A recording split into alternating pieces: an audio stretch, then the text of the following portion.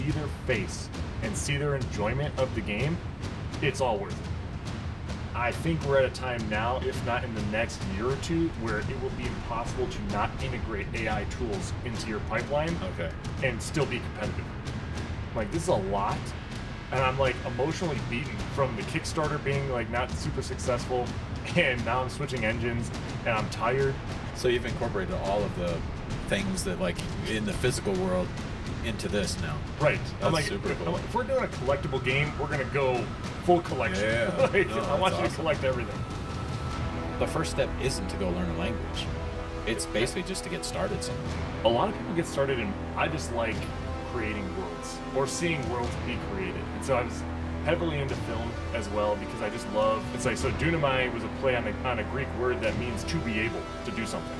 And I was like, I'm gonna make a studio and I'm gonna make games and I'm gonna tell people anyone can do it.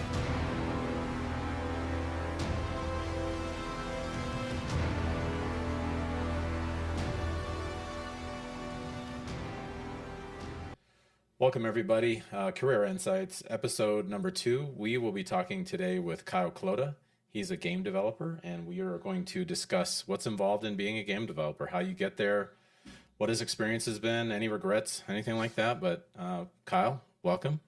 Thank you. How are you? I'm excited to be here. Nice. This is going to be interesting. Yeah, for sure. So let's talk about like childhood. Like, where'd you grow up? So I'm from Illinois originally. Where at? Joliet. It's like 45 minutes south of Chicago. Nice. So I know it's weird. There's a lot of, not game dev, but a lot of gaming growing up. And I mean, elementary school, middle school, it's kind of the perfect time for gaming. I'm born in 92, and like the 90s were like pretty awesome for gaming. N64, you know, it was like the end of Super Nintendo, N64, GameCube, that whole era. And it was just great for co-op gaming and kind of building friendships, which I feel like we don't see a lot of today. But at the time, it was a lot of couch co-op, a lot of having friends over to play, and you made a lot of friends that way, like, in early gaming. So, you know, grew up gaming in Illinois, ended up moving out here to Arizona for college, becoming an engineer.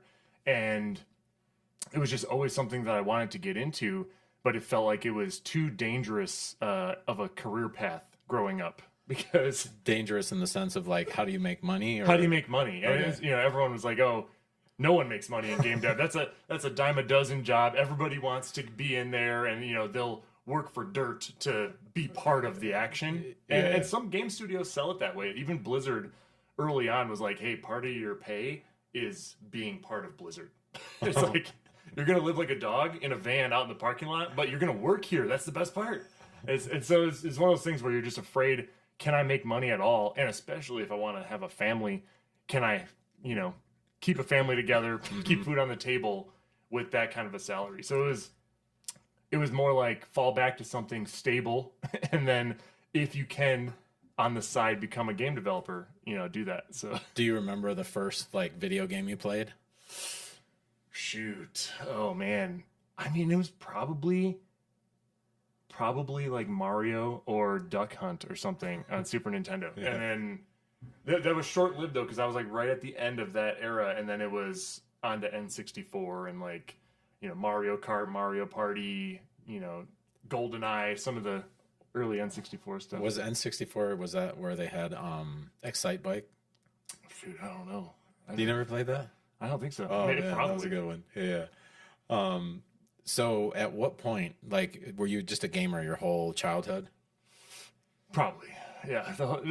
I was always really into games. I actually did want to get into film for a while. So this is like split interests. I just like creating worlds or seeing worlds be created. And so I was heavily into film as well because I just especially love watching trailers. Trailers are like, I don't know, that's everything to me because it's like you're selling the vision of the entire universe in a minute, right? And so it's the same thing with games. It's like game trailers, movie trailers, it's all the same. It's like I got to sell you my vision in a minute. And so I like watching trailers at the movie theater sometimes more than the movie because I'm like, I'm getting sold on all the like 18 different universes in the first few minutes of the film or whatever. Yeah. So I originally wanted to go into that. And it's weird, they're like almost the same industry kind of like, yeah, video games are more interactive, but all of the skill bases are pretty much the same. Like whether or not you're getting into, video editing and, podcasts, whatever, you're still learning the same skills, the same software that you would use to edit videos, the same, if you're doing CG, you're learning the same 3D modeling softwares that you would use for film, same thing they're using for games. So it's weird, like all the skills kind of transferred. So in like middle school, high school, I started dabbling in 3D animation and like 3D modeling. And it was like, I wanted to make models for games. If my friends wanted to make a game with me, it's like, sure, well, I'll make the 3D models and animate them. We'll throw it in the game. Or I should have sent some stuff to you, but I dabbled in film editing early on too, because I thought I wanted to get into film. So I was, old VHS recording. Oh, I remember, yeah. And so it's like, doing stop animations with VHS where I just like pause, move the thing, play, and stuff like that early on. But then eventually when I got like a camcorder and, some Adobe software and stuff, then it became adding in my 3D, animated stuff for like into the film for just really crappy CG work, learning. But so when you said 3D modeling earlier, is this like on a computer or okay? So like what's involved in doing that? Like what's an example of that? It's all, every movie you watch now has some form of 3D in there, like explosions, even explosions would be considered, 3D modeling in a lot of these software. It's technically visual effects, but the software is generating a simulation of an explosion in 3D. Interesting. But you can do all movies will have destructible objects that are all fake in the movie, like buildings, cars, windows, all that stuff is just somebody built it in a 3D software, and then they add it to the movie post-processing. And so it's just cheaper than actually blowing up a building, right? So it's one of those things. Every movie has it. So when you were doing 3D modeling, how old were you? I'm not going to give away my email address, but 15 when I started doing 3D modeling. And so I started doing that in middle school and high school. Middle school I started, but high school I started really getting into it, and I was helping teach classes in my high school on 3D to get other students interested in that as well if they wanted to go into either engineering or film or video games. They all use it.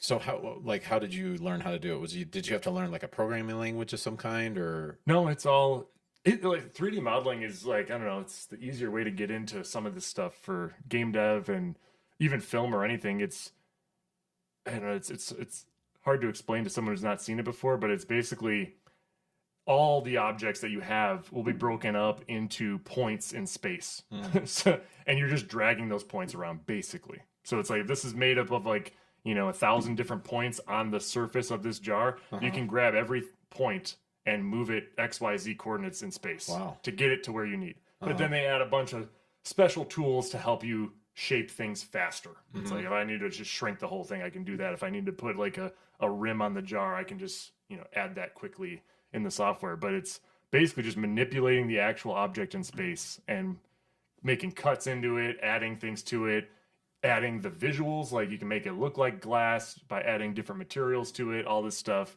to make it look as realistic or as cartoonish, whatever kind of style you're going for. Yeah. You do it all in that software. And so then, like, you're doing this in high school. What does that lead to? Well, so then my parents were like, you cannot go into game dev. And so I want to get into programming too. I was like, I could program games if I become a computer programmer. They're like, nope, that's a dime a dozen job. Nobody makes money in computer programming. Big mistake. So they pushed me kind of down the engineering path. I was also interested in science. I was a big science nerd and a gamer and all this. And it's like, it all leads into tech fields, right? And so I was like, all right, I'll become an engineer. And the thing I was most excited about was kind of airplanes and space. My dad had worked on different parts for the space shuttles growing up. He was part of a fab shop that worked on the wings for the Boeing 747s and also the external tanks for the space shuttle. Wow, that's cool. So he would bring home blueprints of the space shuttle and stuff. And I was like, this is kind of neat. I could get into stuff like that. Well, having all the 3D background, doing 3D animation and modeling, that like lends itself right into mechanical engineering. So it's kind of took me down the path of, if I want to have a stable job, I can just become a mechanical engineer, and I'll use all the same skills I had for film and video games. Yeah. And it's actually weird because if you take that path and then go into engineering, you can actually understand how things are visualized, and like you can think of a model you got to make or a new part for a plane or a car or whatever, and you can kind of visualize it in your head better than an engineer that just was, I don't know, never came from that kind of a visual background and just came straight in. He's a science guy, math, comes into the career path, has a hard time visualizing what those things look like and being creative and designing parts based on creativity. A lot of those like book smart people come in and they want you to tell them exactly what you want, and they'll make it for you, but they can't really think of what it looks like ahead of time. And so it's weird. It was like a weird niche where all this 3D background kind of gave me an edge on the mechanical engineering side as well. Even hand drawing stuff. It was like you would hand draw stuff on the board and people would be like, how can you do that? Like what? You can think of stuff in like in that isometric or 3D perspective and draw it. It's like this is super helpful to explain this in a meeting or whatever. And so it was like a weird niche. I've had a weird life, career path. Like I can relate. Yeah. So like, at what point did you like decide, I really want to be a game dev? Oh man. Okay. Probably in my later years of college, where it was just like, I had watched like a lot of the other gaming greats bring out documentaries, and that's what kind of started poking at me a little bit. So I had watched like Bungie for Halo making their early documentaries for Halo, and then Blizzard making their early documentaries about when they started off, in a small group of a few guys in a apartment or whatever, building their first games as well. And it just became, more apparent that anyone could do it if you just put in the time and the effort. What was the big Blizzard game? Because I know Halo. World of Warcraft was, but early days it was like Warcraft 3, or not Warcraft 3, but Warcraft was an RTS game. They had StarCraft, another RTS game. Diablo was a huge one. That was like a major hit for them on PC. What's RTS? Real-time strategy. Okay, and what does that mean? That's like almost like a god view, and you have like an army of units that you can control and manipulate across the map. And that became really popular in early PC days as well. What were you into back then? Or were you into like that type of game, or? Oh man, I played everything. Everything back then. I was early, probably. I was into Nintendo and more of the cartoony games in my younger years, and then when the technology started getting better and first-person shooters and stuff started getting more advanced, then it was like Halo, Call of Duty became super big, and those were fun. Gears of War. Then I like slowly got sucked into the massive multiplayer side once I realized like RuneScape was out there and World of Warcraft, and you could be playing with thousands of people at one time. Yeah, it was like that was a game changer. I'm like, hold on, I can like chat with thousands of people, on this server, and we can build relationships. And it started getting, stranger, where it was like, yeah, I made friends in real life. We played on the couch together, and we played, 4 of us, and that's all we could play. But then it's all of a sudden a community of, a couple thousand people on a server for World of Warcraft, and you're getting to know people because you play with them every day. Because at the time, you could not hop between servers easily. So it was those 2,000 people were the only people on this server. And so you like ran into them like daily in different places. I remember you, let's play together again or whatever. And all of a sudden, like, what their job is, and what their life story is, and you're asking them about their daily life. It was interesting. But I remember Halo, like the first, the Xbox One or whatever it was, and like you could link them with a network cable. Like it wasn't online yet, but you could have them like linked together, and we had like, I don't remember. Could you do 4? Because I think it was 4 per Xbox, and you could have like 4 of them together. You could have 4 of them together, yeah. So there would be like, there wasn't 16 of us, but we'd have 2 or 3, and there'd be like 1 in one room, and there's cables everywhere, and we'd all be playing. It was pretty fun. I did that in college. On PC, we would just take over the computer lab and install Halo on all the computers, and we had a giant Ethernet switch, and we'd be all doing a giant LAN party for Halo. Yeah, that was pretty fun. But it was like, those games, those documentaries got me interested in the whole background of those studios, and I was like, why can't we do this? Why can't they did it in college? Like these guys started in college, all those developers, And I'm like, I'm in college. Why can't I get involved and start making games? And it was weird. You would not believe how many of your like close friends would tell you you can't do something. Yeah. And that bothers me at a deep level when somebody says, no, that's too hard. If it was easy, everyone would do it. Yeah. I'm like, right. But if it wasn't possible, nobody would do it. Totally. So, yeah. And so it was kind of a joke. Like I made the studio Doonamai as kind of like a stick it to that notion. It's like, so Doonamai was a play on a Greek word that means to be able to do something. And I was like, I'm going to make a studio and I'm going to make games and I'm going to tell people anyone can do it if they really just put in the time and effort and learn, the environment of what it takes to make a game. Like anyone can do it. You just got to, set your scope correctly. So Doonamai is your game studio. Yeah. And when did you start that? 2016.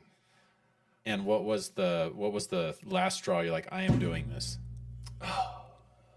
I mean, it just like, it's one of those things where I think you are in a career path already, or at this time I was already started off as a mechanical engineer, and you're just sitting there in your day job and you're like, is this what I want to do forever? Like, do I want to be known as like, oh, hey, I was that guy who made like 200 parts over my career for stuff that no one's ever seen and no one cares about. It's like, who cares? I mean, I made some metal parts. Like, I mean, some people love that. Sure. That, they're cool at doing that. It's like, I want to build worlds.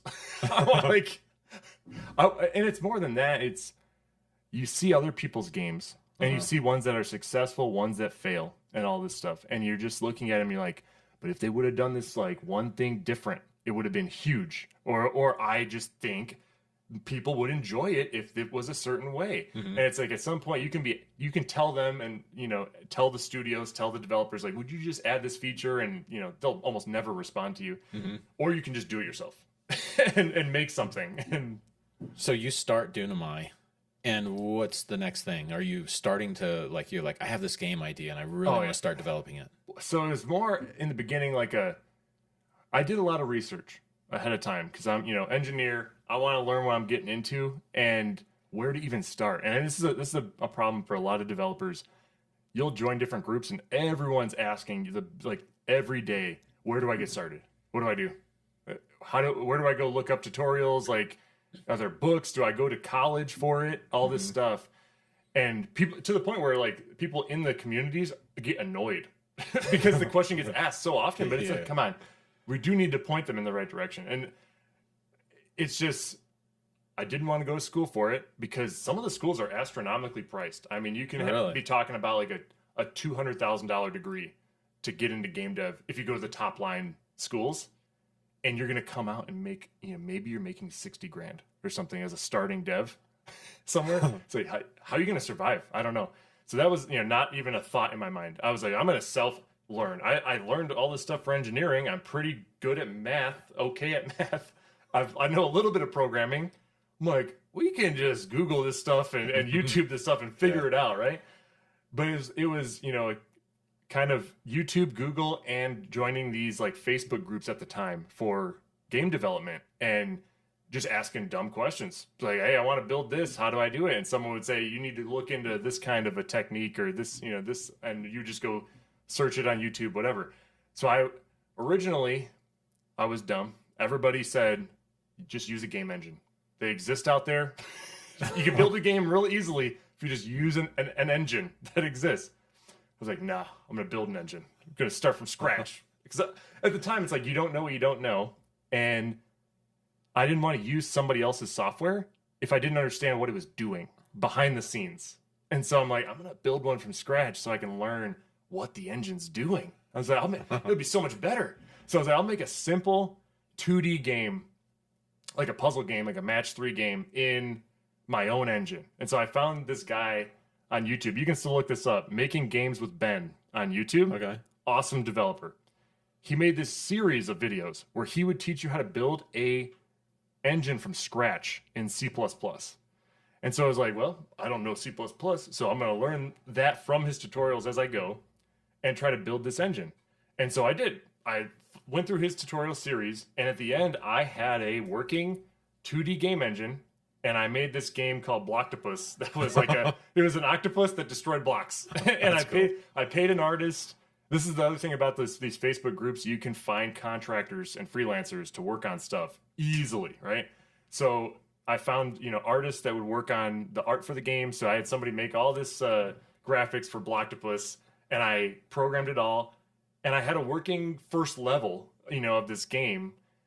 And at the time, I was trying to get it on Steam, but they had a grueling process to try to get games on Steam back then. You had to go through this voting system that was severely rigged, and it was kind of weird. It's probably a little corrupt at the time. There was some shenanigans. I think people were buying votes and all kind of stuff to get your game on Steam. Uh-huh. So I never got in, but it was a learning experience. And in the end, I was like, everything I try to add to this game takes 1,000,000 years. I'm like this can't be what I do long term. For such a small game, it was taking me forever. So I was like, okay, what if I try one of these other engines now? Just, dip my toe in, just see what it's like in one of these engines. So I jumped into Unity because it seemed at the time easier than Unreal Engine. The big ones are Unity and Unreal Engine, and there's some smaller ones, Game Maker Studio and Godot or whatever, but I just wanted to dip into Unity and see what it was like. So what is an engine? So the engine is basically a piece of software that somebody makes that makes it easier for you to create a game. Okay. So things like every game, every object in a game, a player, weapons, all this stuff, like objects on the map, they all have to live in 3D space, right? Uh-huh. And even games, just like real life, have 3D space. And if it's a 2D game, it's got 2D space. So everything's broken up into XY coordinates on your screen. But if you're in a 3D game, there's X, Y, and Z coordinates so that you can move in 6 degrees of freedom. You can rotate in 3 axes, and you can move in 3 axes an object. And that's how everything gets positioned in space. I don't need to make a game, or I don't need to make my own engine. If everyone's already agreed things live in 3D space, the engines are built to do that for you. So now everything you add to the game lives in 3D space and has tools you can use to manipulate it in 3D space. So if I want to move this object, there's snippets of code to move that object a certain distance, to shrink it, scale it. And it's basically they're adding all these tools so that you don't have to custom program it. So lighting, adding light bulbs to lights, sunlight to the screen, adding a sky and a skybox that moves and all this stuff, adding audio to the thing. Everything's built into this engine as tools that you can, for the most part, almost drag and drop, and then place an audio clip that happens when I click this thing, or button presses. They have full graphic user interface tools built into these engines that you can just drop on your screen for different buttons you press. All this stuff would take you thousands of hours to create yourself. If you were to make your own game engine, thousands, if not tens of thousands of hours to try to catch up. And you would never catch up to the quality that those engines already exist. Yeah. Because they've already had hundreds or thousands of developers working on improving that game engine for a decade. So you're never going to catch up by yourself. So that was why it was a bad choice for you to make your own engine. It was dumb, terrible idea for me to start. Good learning experience of what they do behind the scenes. I won't say a waste of time. I just highly would not recommend it to somebody starting off in game dev right now. So I dipped my toe in Unity, and I was, during this whole process, I'm learning from other game devs, and I'm watching, different kind of TED Talk deals from other game devs. Unity is an engine, right? It's its own engine. Before we keep going, one question. Do you need to know a programming language? Is each engine based on a language, and is it essential that you know the language to work with that engine? Yes. So every engine's built on a language, but you can learn it as you go. You don't have to know. I didn't know any of these languages before jumping in to the engine. And for the most part, some people, they sell templates for different style games on the stores of those engines. So every engine will have its own marketplace, and I want to make a shooter game. I can buy a shooter game template for Unity that already has a shooter game that runs. Interesting. And then I just change some stuff in it. So some people that are not even programmers will just buy a template, change some stuff, very minimal, and then make their game that way. And some people will yell at that and be like, it's a clone game, or they call them asset flippers when they buy a bunch of assets and then just throw them together and then try to sell it. They're like, oh, asset flipper. It's like, yeah, but he's learning. That person's making a game, so it's its own thing. But yeah, every engine has its own language that you have to learn. So if you're not going to be an asset flipper, then you would have to know the language. Yes, then you're going to learn it because you're making your own stuff, or the best games make everything from scratch basically. So. But they build it in an engine. Yeah. Okay, so you started with Unity. Yep. Right, and why did you choose Unity? So like Unreal seemed like it had just way too much stuff in it. Like it had so many tools that it was overwhelming when you saw it, and it felt like it was made for big open world games. Okay. Right? Big RPG games and sandbox games, like, I don't know, Call of Duty, Halo size, big games. And it just felt like that was overkill for what I was trying to start off with. I had been watching these other developers and I was taking notes, and a lot of them are like, when you're starting off, you're going to be bad at everything. And they're like, reduce the scope of your game and try to make something that's small. They were like, everyone recommends you build tiny games and build a bunch of them so that you can learn all these different skills along the way. Yeah, that's interesting. And not try to make, like, everyone's got their dream of this perfect game that they've been dreaming about since they were a kid. They're like, if you start with that game, you will fail and you will crush your dreams. So they're like, start small. So this is pretty huge then for somebody that wants to like be a game developer. Like, start small. Oh, like, start small. At the, like, what would you say? Like at the most basic level, make like, what would you learn how to make first? You know what I mean? So a lot of people do make clone games first as a learning process. So like Pong, stuff like that, where it's simple 2D games, puzzle games, match 3 games, some platformer games like Mario, stuff like that. That's like just simple. It's just I just gotta jump around and avoid obstacles, whatever. Even 3D games, you could do some simple platforming games. A lot of people do like there's like a lot of rolling ball games where you're just like your ball rolling around. You got to jump on different platforms and whatever. Just, you want your game to be small in scope that you might believe that you could finish it in a month. It might end up taking you 6 months. Wow. but that's because you're always wrong on how long that scope's going to take to complete. So you might as well start what you think is super easy first, and it's still going to take you longer than that. So the Blocktopus game, like, you built your own engine for that, right? Yeah. What was the first thing you did in Unity? So Unity, there's a side story. After leaving college and getting a real job, having my own money, my parents were always like, you can do whatever you want when you have your own money, right? It's not us paying for it. I was like, game dev. I'm going to call it, well, no, worse, race car driver. I was like, I can do whatever I want. Getting into racing. Let's go. So Bad choice. Oh, best choice. So fun. Racing is so fun. Highly recommend it. It'll teach you a lot about cars. I mean, I'm a mechanical engineer. I had no clue about cars before I started racing. And then I started learning, right, about everything. And I met my wife racing. Oh, nice. Best thing, racing. So I started getting into racing, autocross. And it's basically, you can look up autocross. It's a national league of racing in the United States, and every state has a different autocross club or multiple clubs in a state, and they race at different public places that they allow it. And so for us, we had a airport tarmac where they would let us race. And so it's all legal, and you set up cones, and you're basically creating a track every month. You have an event. And the track changes every time. So you got to learn it the day that you see it. And then you go try to race it for time and try to beat everybody else that's there. And if you're racing one car at a time for time, and then at the end, you get handicaps based on your car. Like if you have a fast car, slow car gets a bigger handicap, so he can still compete against somebody in an expensive car. And so I started doing that, got super into it, great experience. I was like, why is there no games that touch on autocross? Oh, okay. There's lots of NASCAR games and big track games and rallycross games. But I'm like, but this is a sport that like anyone can do.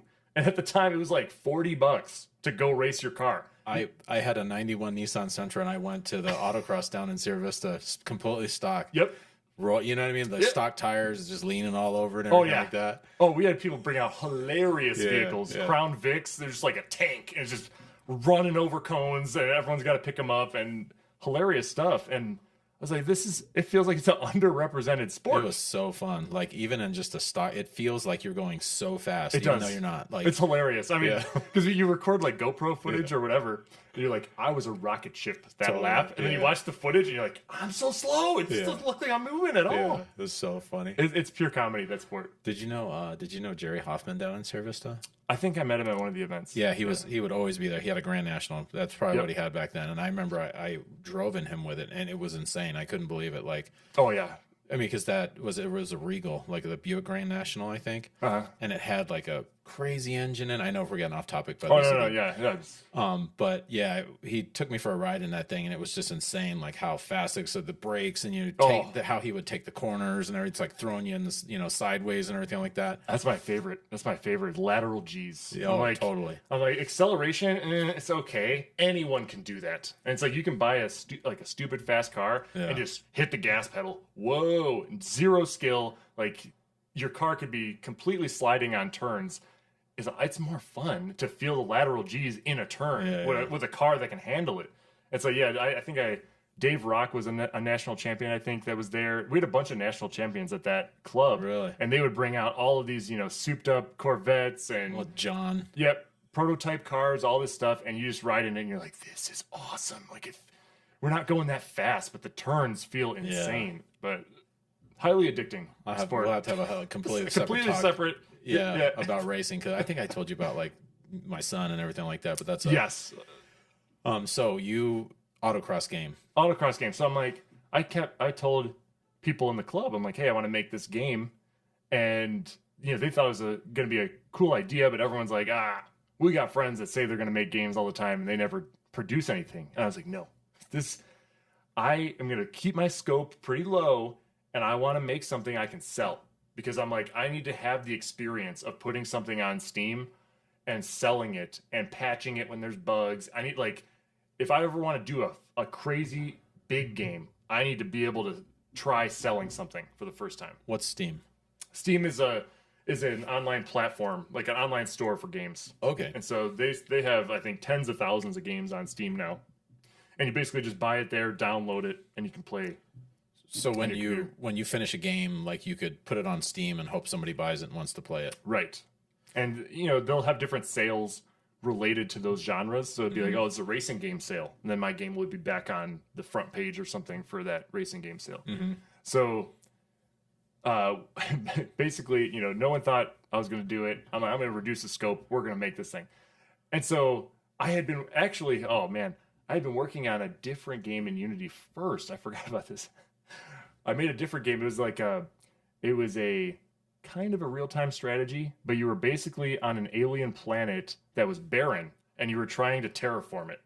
So you were controlling drones on a planet, and you were planting alien plants and basically making a ecosystem that was supposed to survive. And so you would there was different animal life and bug life. You would the animals would eat the bugs, the animals would poop. You'd use the poop for fertilizer and use that in the plants and water them. And you had to try to keep the ecosystem alive.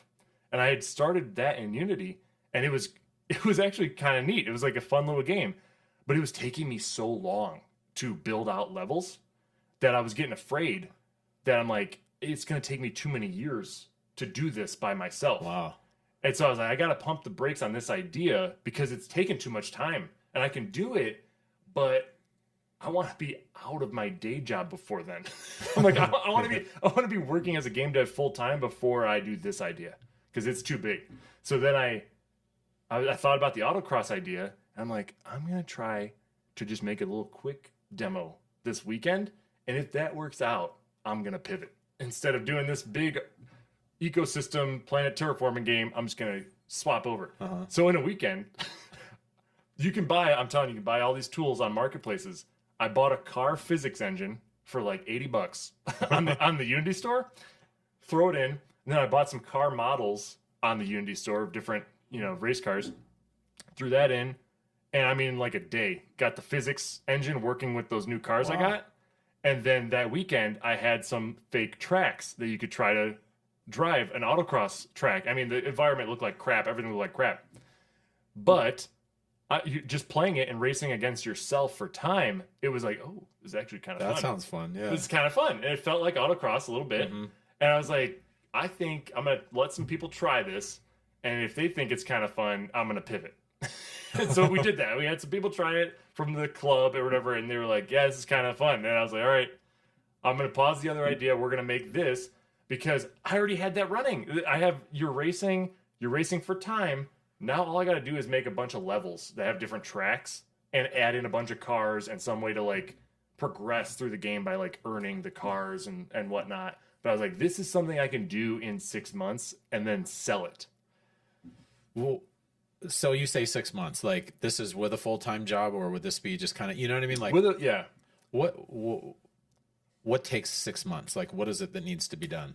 So I still have a full-time job. So 6 months of you're putting in 10 to 20 hours a week outside of your full-time job. Mm-hmm. So it was almost like a half-time second job that you're building, but 6 months doing that. And what are you doing? Like, are you like, I need to build this and then I need to test it, and then I need to build this and I need to test that, see how it works together with the last thing that I just built, or, what's that process look like? Right. I mean, yeah, there's a lot of that. Like building levels was probably the faster thing to do. We're like adding tracks because you just drop a bunch of objects in 3D space and then try it, race it, and you're like, oh, yeah, that feels pretty good. Like, that's good enough for this design. I'm a real game developer. Good enough, whatever. Ship it.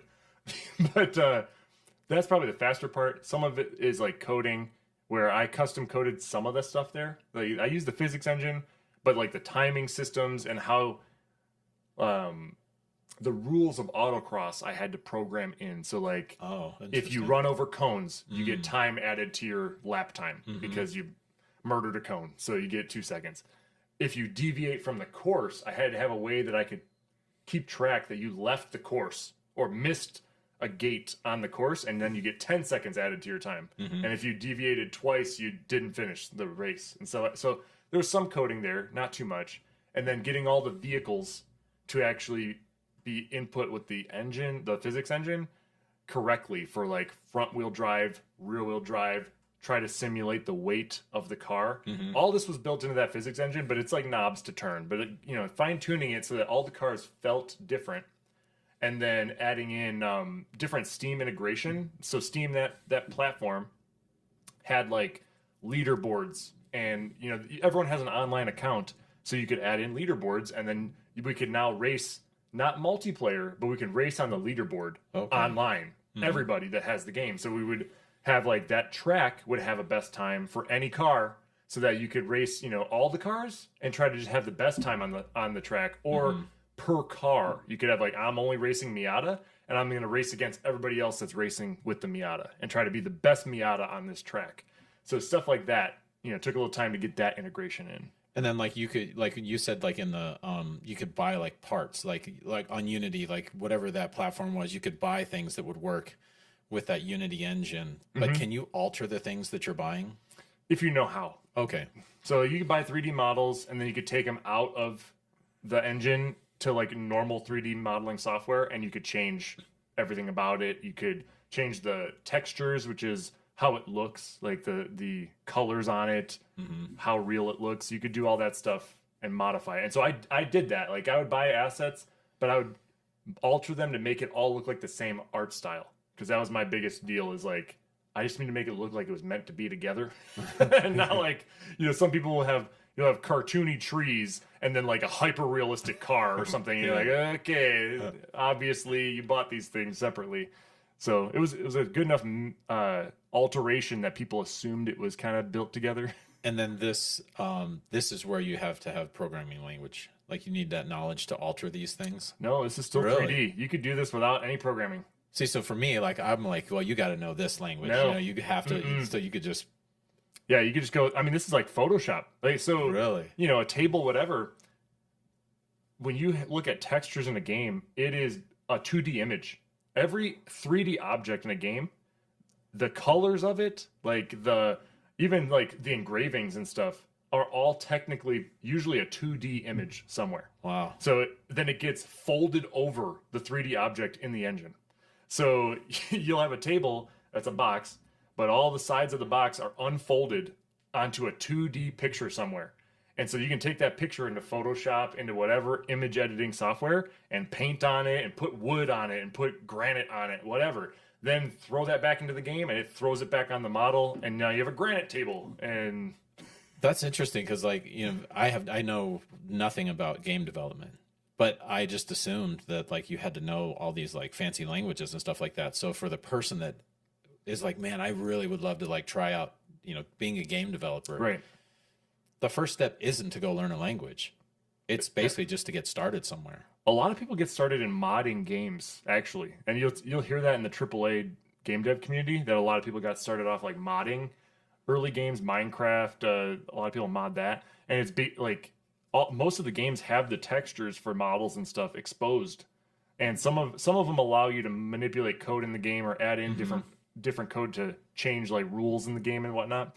But if the models and textures are exposed, you can pull them out of the game and modify them. So people would take the textures and they would throw it in Photoshop, manipulate them, bring them back into the game, and the game would just recognize it as the same texture because it's got the same name and the same location in the folder, and then it just throws it back on the model, but it looks totally different now. And so you could make an old game look HD and like stuff like that. So when you say modding, you're like modifying modeling? You're modifying like, yeah, the looks of the models in the game, or even sometimes the game logic if they modify the code on some of the stuff. And that's a good place to start. What would be another good place to start? There's also another good place would be, I mean, there's always tutorials on YouTube and whatnot, but people do game jams that are like micro games that usually you have a small time frame. It's like either a few weeks or like a month or something, and they give you a prompt. it's like a pop quiz or something, but they give you a prompt. It's like make a Christmas game, and then you have a month to make a Christmas game, and then at like, you know, around the holidays we're gonna show all these games and people are gonna vote on the best one, and the best one gets a money prize or something. And so you get a team of people. They'll have a group, like a pool of people, and be like trying to match people into teams, or like you'll be looking, hey, I'm a software developer. Somebody do like any kind of animation. You want to jump in with me? And they'll make these like micro teams, and then you have like a month to make this like tiny game. You're not going to sell it usually unless it's good, but you're just like honing your skills and having fun with people. So then let's go back a little bit, like, because you literally could get started without any knowledge, like game development knowledge, like languages and things like that. But you earlier talked about you could go to school and it could be hundreds of thousands of dollars. Like, what are you getting for that? I don't know. I feel bad for those people. So, and I feel extra bad for those people because if you are a good, ambitious self-learner, and you teach yourself this stuff, you know, on the side, a lot of the game studios they'll kind of desire you more than coming from the college degree. I was just going to ask you, like, is it more benefit? Like, if you go to Harvard Law, you know what I mean? Like, the big law firm wants the person that goes to Harvard Law. Like, so whatever the top game dev school, what would be like a top game dev school? I think there's like Full Sail, DigiPen. DigiPen's the big one that's like $200K or so, or maybe more now for a degree. And I think they do film and games or something, but DigiPen would be a big one. So if you go to DigiPen, that doesn't necessarily guarantee you, you know, I mean, no, it doesn't guarantee you a job. Really? And I mean, like, and they might come out and they'll say, granted, at DigiPen, they probably let you work on projects, but most of the time, these games studios are going to want to say, what project have you worked on? Their biggest thing they want to know, how many games have you shipped? Okay. That's like the number one question on interviews is, have you shipped a game? How many? And they want to know, like, were you part of a team that took a game and sold it in the end? Because then they know that you completed a project, which is hard. Like, a lot of people start 100 different projects and never finish anything. Yeah. There's a thing called shiny penny syndrome, where it's like you always chase the shiny penny. Okay. You see a shiny penny on the floor, you want to pick it up. Yeah. And it's the same thing with game dev. They're like, oh, I got a new idea. That's the idea. And you pivot to the new idea. And if you keep doing that forever, you never finish a game. And so they want to know, did you ship a game? How many did you ship? So that they can judge, like, oh, okay, he was part of a solid team. That looked like a decent game or whatever. Yeah. So if you came out of a $200,000 degree, but you never had project experience and didn't ship a game, you might not be as desirable as an indie solo game developer that went in and he made like 2 or 3 casual match, match 3 games and sold them on Android and iOS and the Steam store or something. Because he knows the whole process. He's an all package. You just came out with some, degree. You might not even know what you're talking about. So it's strange. Question I've always had, like the difference between like you hear AAA game studio, indie game studio. What's the difference? So indie is independent. Okay. So they are usually their own publisher.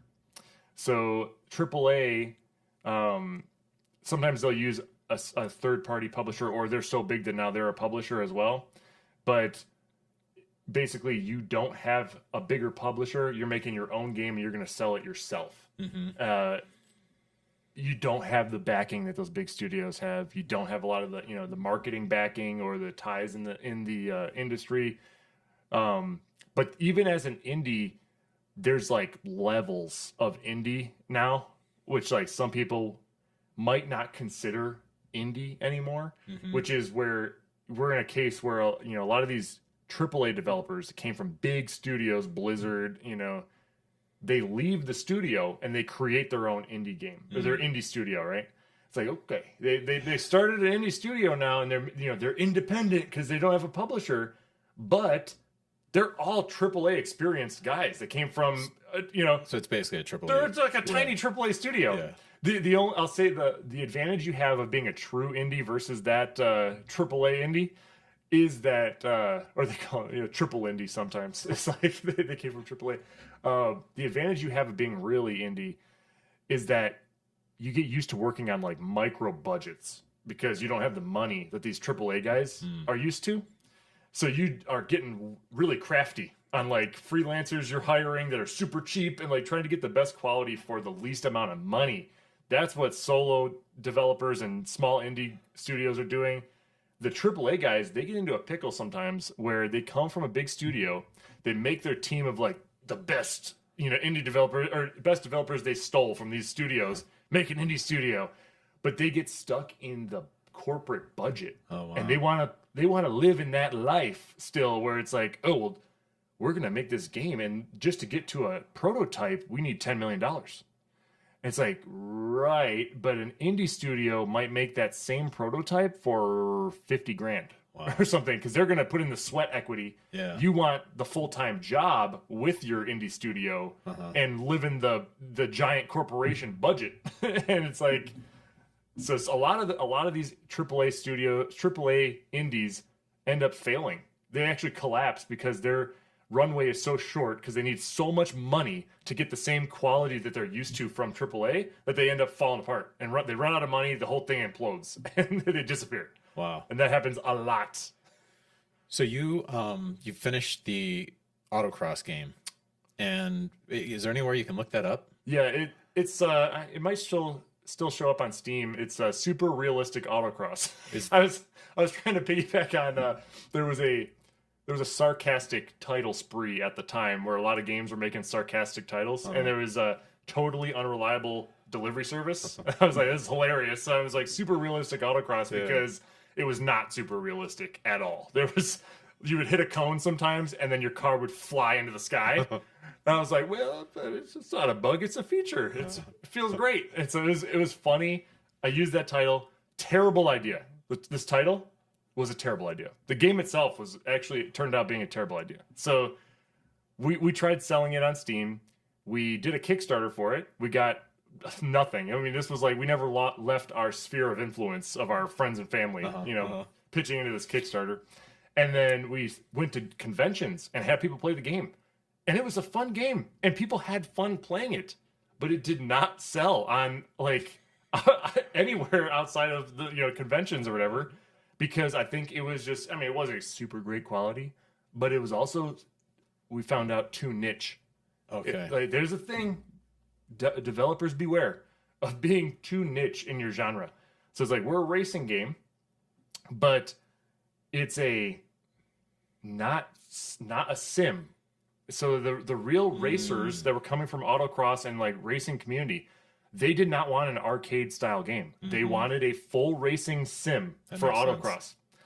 That's outside my budget and scope. That's big money. a different physics engine to make it realistic. Mm-hmm. They wanted steering wheel and pedals, and we tried to get that working, and it was a challenge to get different styles of steering wheel and pedals working with the game. And it's an arcade game, so it didn't feel great with steering wheel and pedals. So it was like, we wanted to make this arcade racer game. The arcade community, or like that style of racing game community, did not care for it because it was autocross. Yeah. They're like, I want a wacky racing game with abilities and like crazy tracks and flying in the sky and all this stuff, not something where I'm just racing around cones like real autocross is. And so it's like, it was a niche that nobody wanted. And so like, how would you have redone that? You know what I mean? Like, what research? There's a guy, I watched his talk. This is what we'll get into the latest game and why we pivoted there. Most of it was because of this guy. So this guy, Ryan Clark, he made a multi-million-dollar game called Crypt of the Necrodancer. You can look up this game on Steam or whatever. It's huge. And he's had, a lot of success after that game as well. But he was in some indie game talk that I listened to. And they brought a bunch of different successful devs out. And they were recording lectures, and you watch it online or whatever. And so this guy, Ryan, I resonated with what he was saying because he was kind of an engineer. He was software because he made the game himself, I think, or with a very small team. I think he did tie with some other audio guys that made the music and whatnot. It was like a interesting genre match. It's like a RPG or dungeon crawler mixed with music. So you got to do everything. Your movements and your attacks have to go to the beat of the song that's in the game. And so he was talking about niche games and like, be careful that you don't make a game that's too niche and people don't like it. And so he said he does research for all of these genres and market research, audience research before he even makes a game. And so he's like, is the audience size out there big enough for me to make this game? So for racing games, like, is there a big enough racing community? What's the size of that? 1 million players? 100,000 players? How many players play racing games? Of that, how many people play arcade racing games? 50,000 people. At some point, is your audience size too small now that you aren't ever going to make money? Like, you'll never make money to have a studio that is successful. Maybe as a hobby, if you want to make a hobby game. But if you want to make a studio that makes money, that can pay salaries and keep developing games, you got to look at these metrics. And so he's saying, well, if that audience size is too small, then don't bother. And so he's like, you got to pick something else, like genres, even fantasy genre, sci-fi genre, for like just styles of a game, right? Or themes of a game. Are those big enough? Like, is a cartoon theme big enough? And so you look at like different games. Fantasy is huge.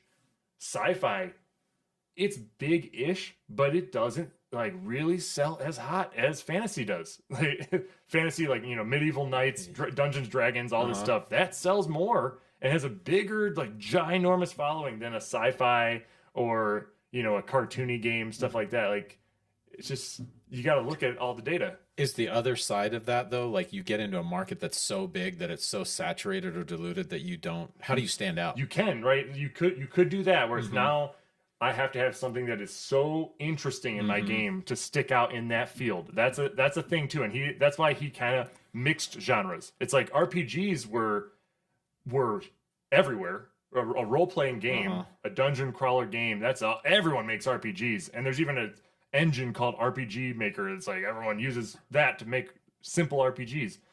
So yeah, how do you stick out? Well, he mixed it with a rhythm game. So now it's an RPG, but it also hits the rhythm crowd. So I'm kind of mixing two crowds together, and if the game is fun and I can successfully do that, I kind of merge two audiences together and make a game that stands out in both genres, an RPG and a rhythm game. I stand out both in both cases. So is this line of thought kind of like the reasoning that goes behind your most recent project? Right. So I'm sitting here with this failed racing game. I'm like, what do I do? I'm actually at the convention. I'm at a convention demoing the game, the racing game. And it's not selling well. People are having fun, and you're seeing their expressions playing it. They're having a good time. But I'm like, we're not making any money. We're not even going to cover the cost of going to this convention. So it's like, well, we can't play this anymore. Like, we can't do this anymore. We have to pivot to something that can be profitable. And we listened to that, that talk, and I was like, listen, I gotta go to the fantasy genre because I know fantasy, and it's, I played World of Warcraft, played RuneScape, humongous, millions of players. I know, tens of millions, if not a billion players in the fantasy genre. And what are other things that I know in genre? Again, I'm still trying to keep my scope small because at this time, I'm still by myself. So I got to make a game that I can make by myself. I was like, I know card games. I play Magic and I played Yu-Gi-Oh! And, can I make myself a fantasy card game that would sell? And so this is where I'm listening to the market advice. I'm like, fantasy's huge. Card games are actually pretty big online as well. And I'm at these conventions, and the fantasy card games, physical card games, they draw in pretty big crowds at the conventions too. And, Magic's a big one. They have their own online card game as well. So I played Magic for probably 10 years at the time, like at the time of this racing game. And when we played a multiplayer format called Commander that was as many people as you wanted to sit down at a table together and play. So we would play with between like 4 and 8 people at the time. The game took forever with that many people. But it was way more fun than just a 1v1 against somebody. Because it's like, I don't have to just outsmart you. Now, I can convince other people at the table to kill you for me. And so it became a whole different game inside a game, where it's like, yeah, we're playing the game, but we're really having a party and conversing with a whole table of people and trying to pit each other against each other and having a hilarious time doing it. And half the time, I didn't care if I won, as long as I screwed over somebody and got them killed. And it's like, that was my fun. So I'm sitting here, I'm like, this genre doesn't exist online. There's fantasy card games. There's fantasy, there's card games, all this stuff. None of them are more than a 1v1. Everyone is just a 1v1. One player versus one player. So it's just you and me, or you and whoever else. And right. It's always just 2 players. So it's like, it limits how much fun there is, because it limits the dynamics that you can play at the table. It's like, now it's just, if you have better cards than me, and you draw them before me, you win. and you know the best combo, you win. There's nothing I can do about it. It's the luck of the draw and knowing the best cards. So I have to outsmart you every time. Yeah. That's tiring for a lot of players. Like, there's a lot of casual players out there. They're like, I'm not a mastermind. I cannot outsmart everybody in the world. Like, this game is too hard for me sometimes. And you want to do something that's more casual. So what's the name of the recent project? So because of that, we started Dark Table CCG, and this was my response to not having Commander in an online format. And if Magic would have brought it out, I would have never started this game. I would have just played it. I would have played it online. But so I start making this game, listening to all this advice before me of like, keep the scope small, just make a prototype, see if it is fun to play, because don't waste your time and money if the game is not fun. You need to make sure this, like, at the simplest form, is fun. And people will make, like, they call them blockouts of levels, where you just make your level out of blocks. Like, don't make a bridge or a wall or a castle. Make it with blocks in the game engine. Yeah. Because that's fast. And you can tell if something is fun when you play it versus spending the 1,000 hours to make the full castle and stuff. So I make a prototype for Dark Table on paper, because I'm like, it's a card game. We can play it on paper first. So I make all the logic for the game. It's a great idea. I make all the cards, we print it out, and I play it with a table of Magic players to see, is the game worthwhile playing? And so we played a few games, and I played it with a few different crowds, and it was like, this is kind of fun. It was actually a fun game here. So let's go right back to the very basics. What's the difference between the 1v1 and Dark Table? So Dark Table is 4 players. Okay. And this is where it's like, for reasons, it was the most I could fit on one screen comfortably, because at some point your computer monitor gets too small for fitting more players. I wanted everyone to be seen on the same screen, and you can experience the game all together on one screen and not have to like move around a bunch and all this stuff. And all the other games just cut the screen in half, and they have one player, and we wanted like a pie that had 4 players sitting on this table. And so 4 players was the big deal, and it had to be online so you could go play with your friends. What was there any inspiration for the name? So I had thought of some lore before for different games. And so it kind of, or I thought of a lore for like a storyline before of basically this kind of occult deal where, somebody that was, having a tough time in life, and they turned to some dark stuff to try to like repair that. And this is where it kind of like came from a little bit. And basically like the idea of the whole Dark Table was to kind of fight a calamity that was going to destroy their world. A bunch of these people turned to some dark stuff to try to find a magical answer to like solve their problems, right? And so they find this way to use an ancient, magic to trap this enemy into basically like these tomes that they create. And to do that, they have to craft these keys and become key masters, and then they can lock space and time away into their tomes. And basically they become so powerful, these beings, after they trap and save their world or whatever, they become so powerful because they've now kind of dabbled in the bad stuff, right? Like, oh, well, now I can do whatever I want. If I can eliminate that thing, I can do whatever. So they become kind of corrupted and start trying to take over planets themselves now because, I got the power to do it. I'm going to own sections of the universe and all this stuff, right? So it comes to a point where it's so dangerous because they're all just destroying each other and waging war on each other as these super beings that they have to come to basically a ceasefire agreement where they're going to say, we're not going to destroy stuff anymore. We are going to now play a game. And whoever wins the game gets to take control of these worlds. And so Dark Table is they come to the Dark Table, which is basically a manifestation of war built into a table. And they get to play over the control of their worlds on this table. And the victor takes the spoils of all the other worlds. So, like now would probably be a decent time because you sent me some pictures, right? Sure. Yeah. Let's just look at the pictures because you also sent me a couple clips of the gameplay, and we'll save that for later. Yeah. But you sent some. We'll just kind of go through like one at a time and just kind of talk about it because it kind of lay the foundation for everybody like listening or watching, right, to like what you're going to talk about next. Yeah. So up on that screen right now, that is. That's your logo, right? Yeah, that's the logo and the cover art. And that's basically the Dark Table split into the different players sections. So they each bring their own world to the table. So there's 4 players right there. Each like section of pie like is your like what would you call that? Yeah, it's like your entire world that you're playing from. So you're bringing like an army from the world that you have collected right now. And then what does CCG stand for? Collectible Card Game. Oh, okay, cool. So more like, Magic, Pokemon, Yu-Gi-Oh! You collect things, and people like to collect things. Yeah, for sure.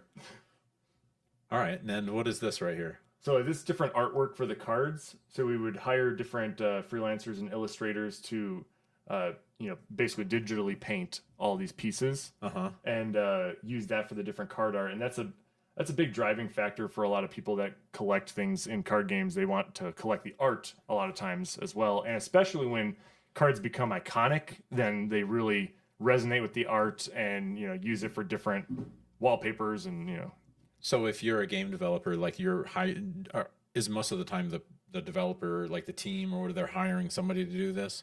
I mean, some people will have an illustrator on staff, and if our studio grows to that level, we would totally bring in some on staff. Mm-hmm. But for small indies, usually you're outsourcing to freelancers to do a lot of this stuff. Now, this art right here that we're looking at right there is like a wizard. Mm-hmm.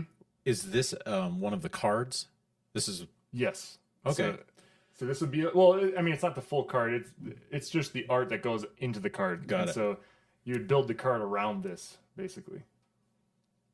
All right, so what's this right here? So this is what a normal game would look like when you're playing Dark Table, and you're sitting in one of the seats, basically this volcano playmat right here. Mm-hmm. And so, your hand of cards is underneath you, and you can see the other 3 players on the table, and you see their health and the cards that they're playing. And basically everybody gets a turn to fight each other, and then everyone shares a turn to play cards on the table, and it just keeps repeating until you kill everybody else at the table. So basically at the very bottom of that screen, that's that person's deck of cards right there. Right. And then like if you're the one on the right, that would be your view, but you would have your deck of cards at the bottom. Right. So everybody, that whole bottom of the screen looks the same for every player. Got it. And the position on the table would be shifted. Like you'd be sitting with the water playmat in front of you, and you would see the volcano to your left, Nice. and stuff like that. So it does rotate based on where you're seating in the game. And so this is a picture of the deck builder section. And so one of the things that bothered me from a lot of the other card games, like we're talking about, you're making a game, you have like you said, fantasy realm. It's hard. There's a lot of games, a lot of card games even in that fantasy realm. And how do you make yourself stick out, compared to the other games? One thing was the deck builders. So some of these other games, they made it so that you have to buy packs of cards to get the cards you want. And so it's all random, and it's like gambling, right? And I'm not a big fan of doing that in games. I don't like loot boxes, and I don't like gambling to get the stuff I need to win. So it's like these other card games, you gotta, some of them you literally have to buy $400 or $600 of packs to get the deck that you want to build. That's annoying coming from a physical card game world of Magic, where I can just buy everything on eBay or TCG Player and get a deck I want for way cheaper. And so I was like, I want to just bring that into the game. So with this deck builder, you can build the deck that you want. You can build the deck that you want from all of the cards in existence and just get exactly what you want and buy it for either a flat rate or buy the single cards. I see. And so it's like the other games, either you had to buy packs or you had to buy actual like DLC, downloadable content packages for like a new expansion to even have access to buy the cards or earn the cards. It's like, holy cow, this is, so much time and money to build something. I want to spend more time theorizing the fun deck. Like I want to be thinking about what can I do different on this next deck. Yeah. And I want it right away. I want to buy it as soon as I think of it. You don't want to have to sift through like potentially 50 different decks of like packs to get the card you want. I want this deck. Now I got to sift through all these packs and spend God knows how much money to get there. Yeah. Or I have to play hundreds of hours to get that thing. It's like, it's too much. Well, I remember it was like kind of like baseball cards. If you didn't buy the full deck, you had to just buy packs, and then you were just kind of hoping you'd get like a good card in there. Right. And so I was like, we can do better than that. Yeah, that's a really good idea. I like it. So that was that one. And then another big thing, this you'll see right here is our loadout section. Basically, we're trying to make it so you can customize everything. So in real life, you're playing Magic. Granted, this was all for safety for a physical card game, but they started selling play mats, which was like just a big mat that you put down with custom art on it. And everyone loves collecting those now because they have crazy art on it. Whatever, art style you like, different anime, different games, they'll make these play mats. And it's just to put something down on a table to protect your cards from the table, really. Oh, wow. In case there's grease on the table. Yeah. Because you're like potentially playing with money, right? The cards are worth something in real life. And you're like, don't damage this card. So people get the playmats. They love collecting them. Then they would get sleeves for the cards. That would be a little plastic sleeve that you put the card in to protect the card from damage because you don't want to bend the corner. Don't want to bend the corners. Yeah. But then they started bringing out crazy artwork for the sleeves. So then you're collecting different. I want the coolest sleeves that go with my playmat, that go with this deck. That is, it becomes this whole cascading thing. Then the dice. I got to collect the cool dice that I like. It became this whole collection thing. I was like, I want to bring that same thing into the digital card game world. All these other card games give you no selection on your stuff. They would give you the back of the card. They would let you sometimes pick what was on the back, like the sleeve. But they had really no selection of boards. They didn't have any selection for the border of the card. They had no selection for like filters, like gold holographic, all this stuff. So I'm like, we can do better. And so we ended up building this here loadout section where you can basically pick your playmat, pick the card backs here. You can pick titles for your character that you would earn. Oh, okay. Avatars, and the role is basically like your play style in the game, and you get rewarded for doing different play styles. So you've incorporated all of the things that like in the physical world into this now. Right. That's like, super cool. If we're doing a collectible game, we're going to go full collection. Yeah. I want you to collect everything. That's really cool. But then, basically, it took a lot of iterations to get to this kind of a style for the cards. But, the art is there in the center of the card, and then you have this border that you can collect all different styles of the borders, and then basically just information on the card there, the name, the abilities of the card, flavor text underneath if there's room for it. They call it flavor text, just like a little backstory or something that's interesting.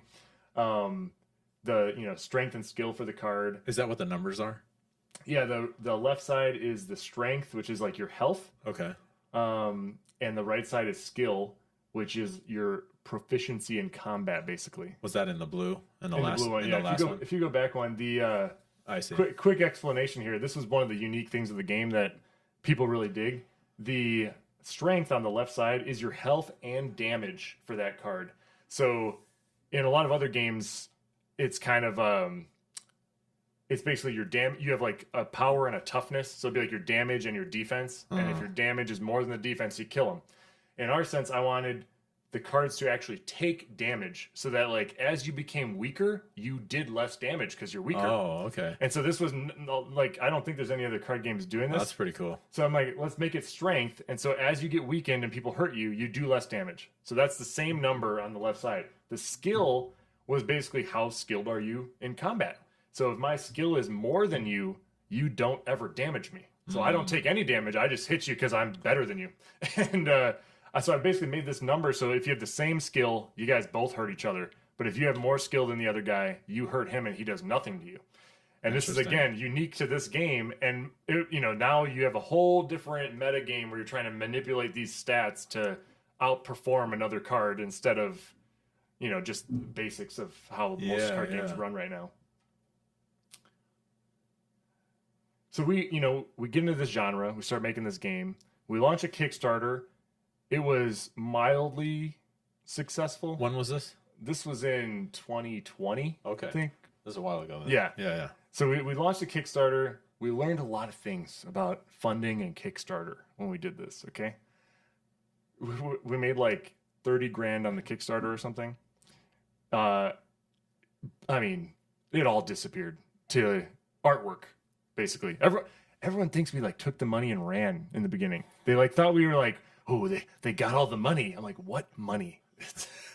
30 grand in game dev is nothing, right? Yeah. That's a little bit of art. That wouldn't even cover all the art for the cards in the game. Let alone the programming, which programming is way more expensive than the artwork in most games, right? Millions of dollars usually in programming for these games. So we do the Kickstarter. We learned a lot of things. We paid for, people think Kickstarter is a magic button. A lot of entrepreneurs or game developers, they think they're going to write a blurb on Kickstarter and press the go button and they're going to magically make $1 million. Just money's just coming Money's going to flow in. It's because it's like gambling. What right? is Kickstarter? Kickstarter is a crowdfunding platform. Okay.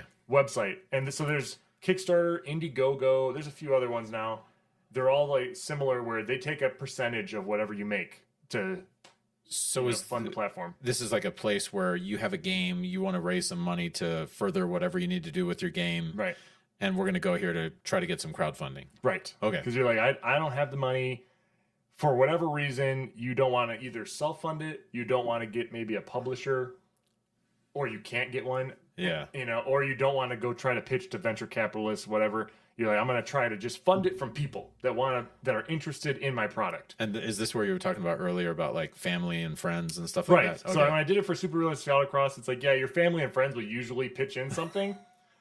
It's like, if your goal is small enough, that might be okay. But it's like, when you get to these bigger budgets, it ain't going to happen, buddy. You got to... Unless you got a rich uncle or something. Right. You're going to have to get the average Joe to be interested in your product. So it's it's the true tell. Do people care about this thing? But it's more than that. People assume, you press the button, I can make $1 million tomorrow when I press this button. Let me tell you, first of all, you're going to be in for an emotional battle. I don't think anything has been as emotional or as frustrating as Kickstarter. It is a heart-wrenching, terrible experience. Yeah. let me tell you that, right? It is not what people think it is, where they think they're going to press a button and magic happens. What was the vision before, and what did you come out briefly? What was your experience? We thought we were going to come out the gate and be at least a couple $100,000 on Kickstarter, and everyone we had talked to marketing wise thought that as well. Okay. So this is where it's like, you know, destroys your dreams when you press the button.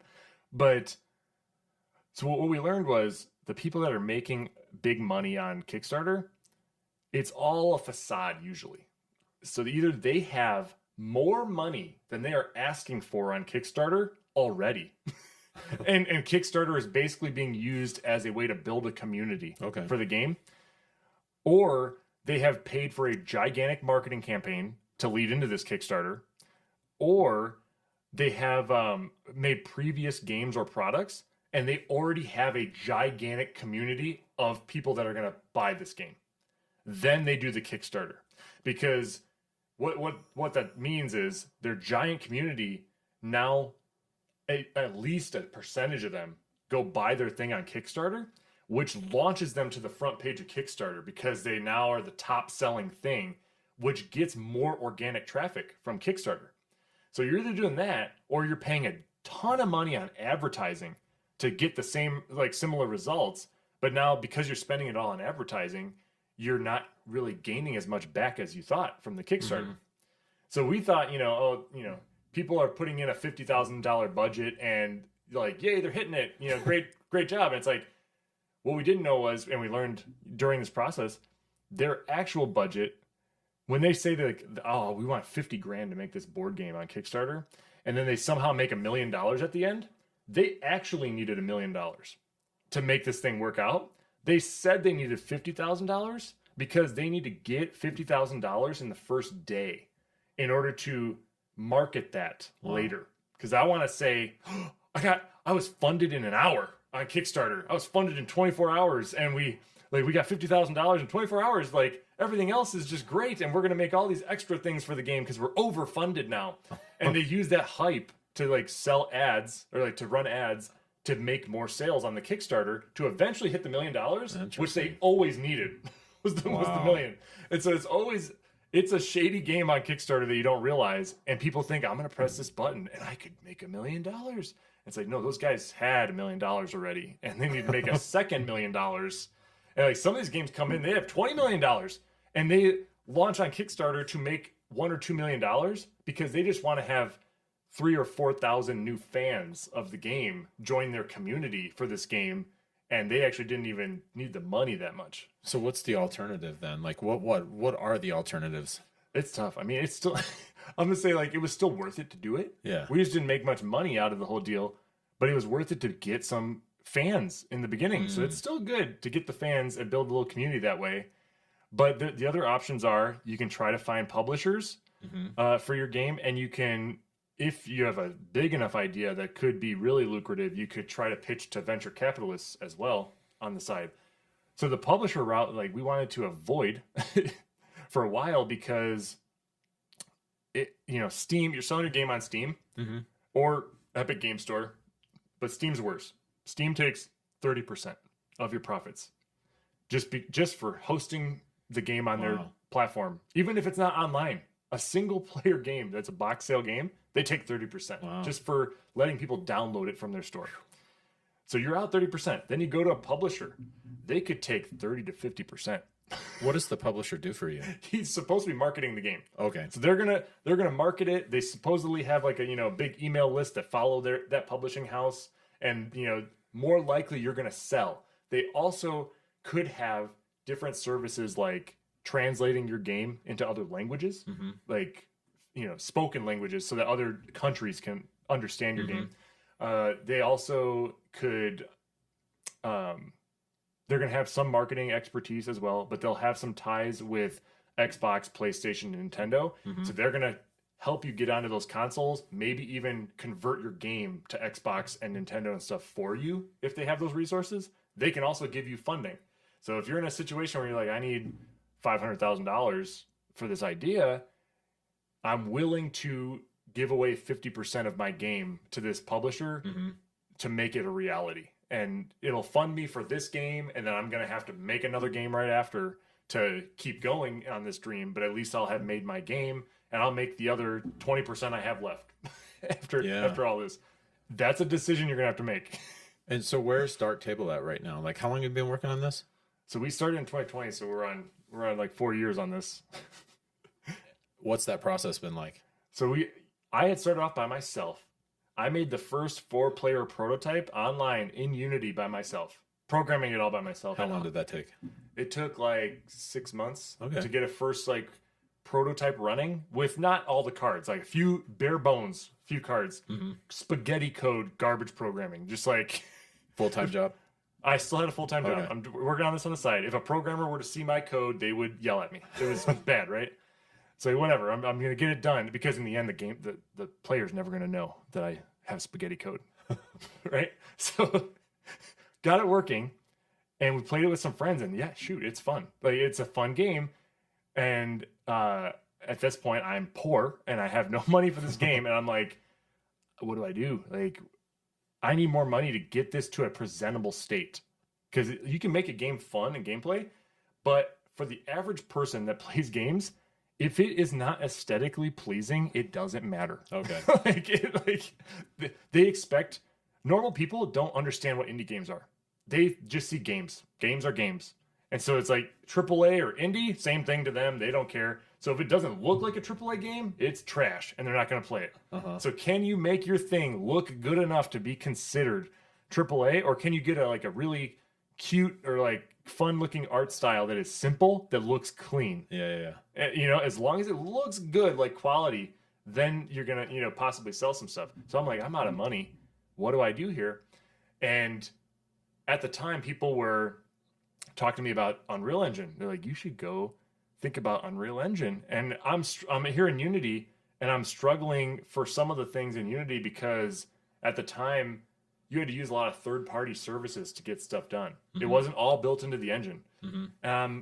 So I'm hearing about funding opportunities on the Unreal side, and I'm already kind of like, I don't know if I want to stay in Unity.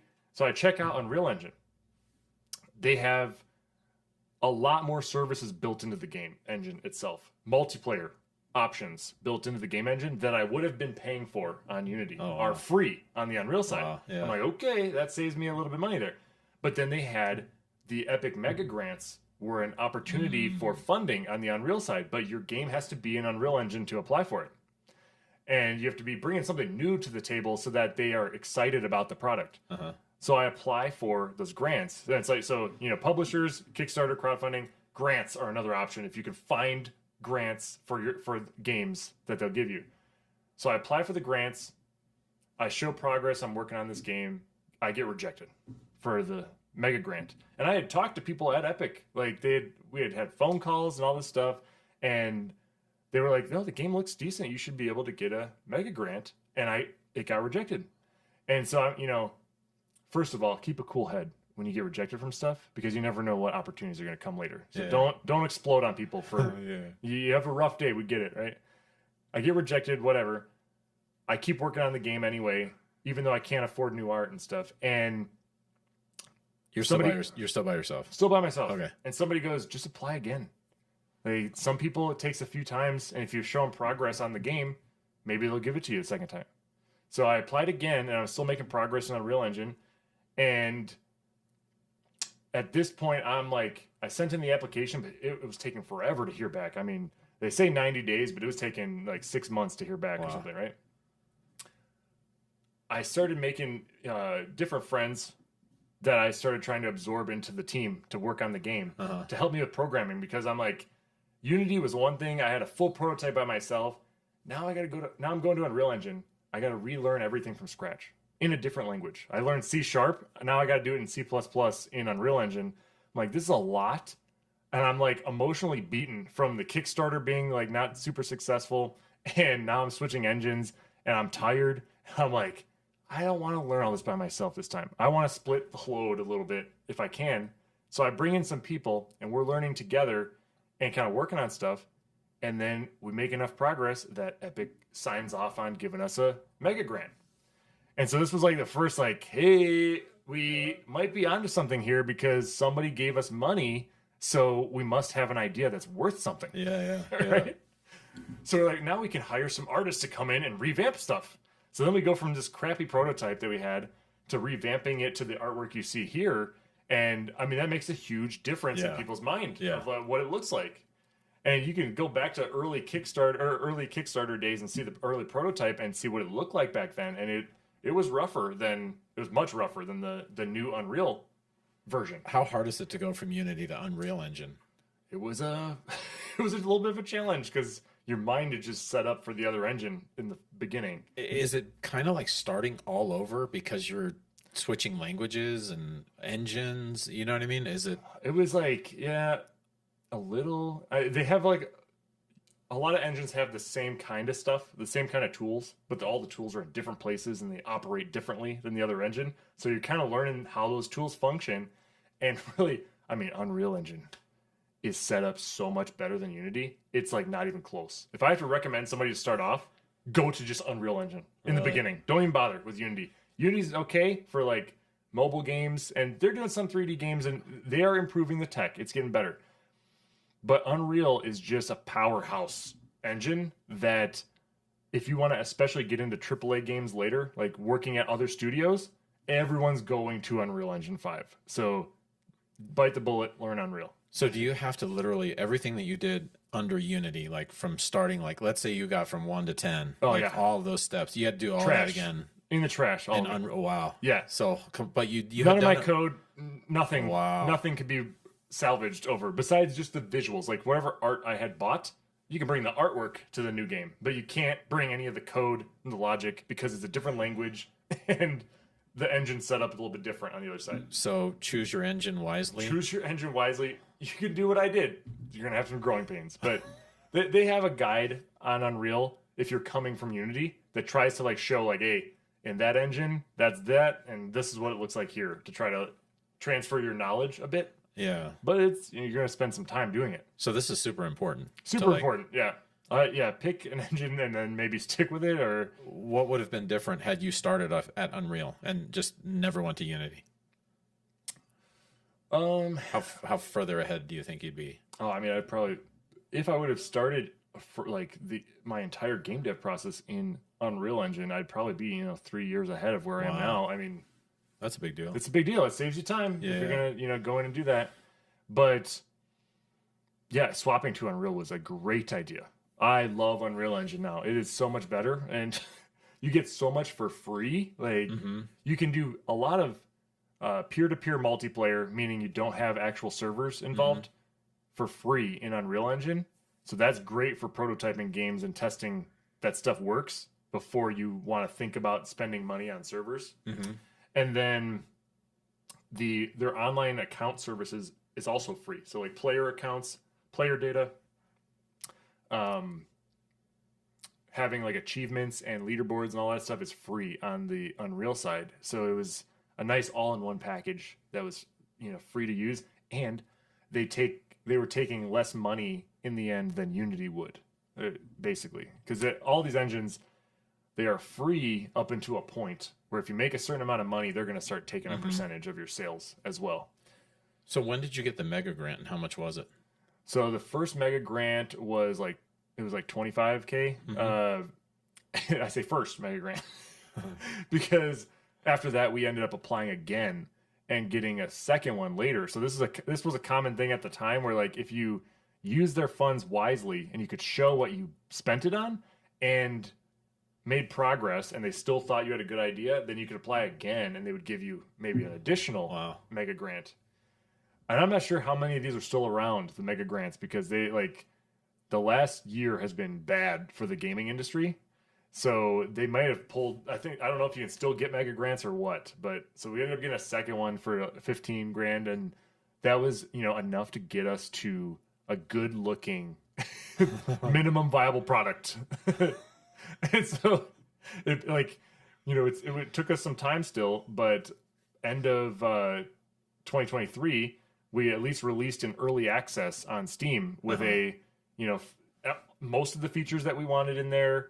Everything was functional, fully playable, still peer-to-peer, but you could play the game. And, we've been using that to basically play test and add in features to the game as we kind of work our way to a full release. So right now the game's playable for anybody that wants to play it? Free to play on Steam and Epic Game Store. And what would they would just go to Steam or Epic Game Store and look for Dark Table CCG? Yep. And that'll pull it up. What do they need to play the game? Just a PC. Really? A PC, but I mean, it's not the most optimized yet. We're working on it, but you got to have a dedicated graphics card. That's like any computer that was like mid-range for the last 5 or 7 years should be able to play this game. Mm-hmm.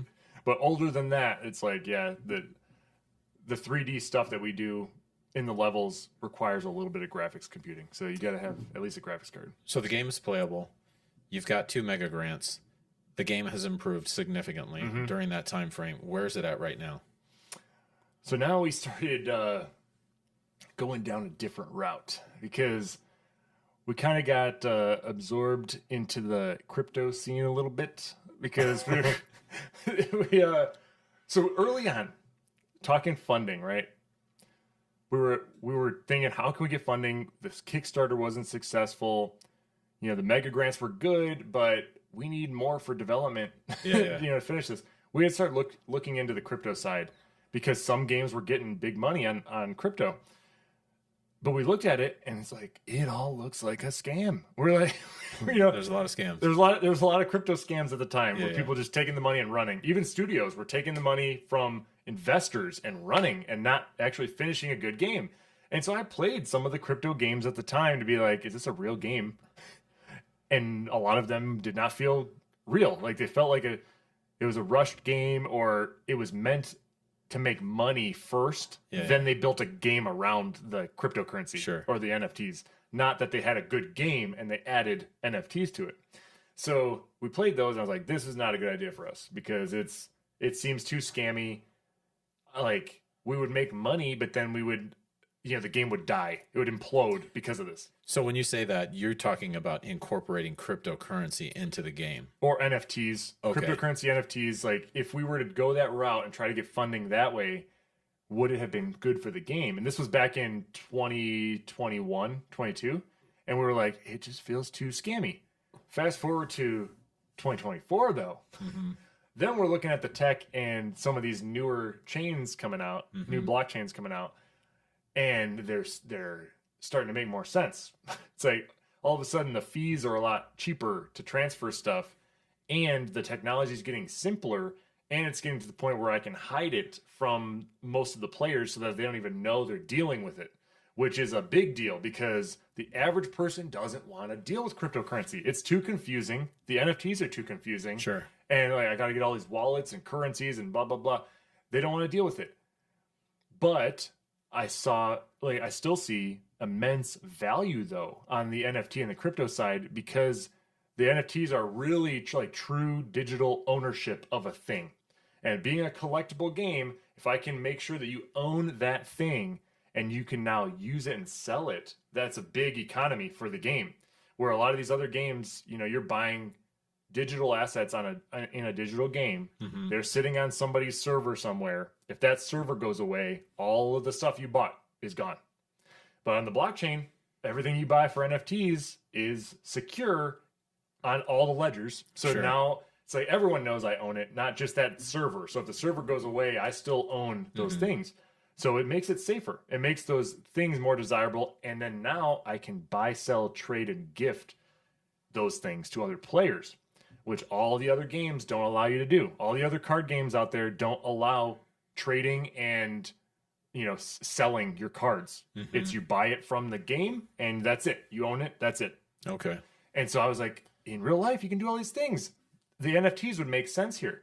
So now we're kind of going down this crypto side of, adding NFTs to the game, but how can we do it in a way that breaks the mold? It's more of the Web3 / blockchain technology that is going to be incorporated into the game because it's just going to streamline so much. Is that right? So yeah, we're claiming we're going to be the first cross collectible game.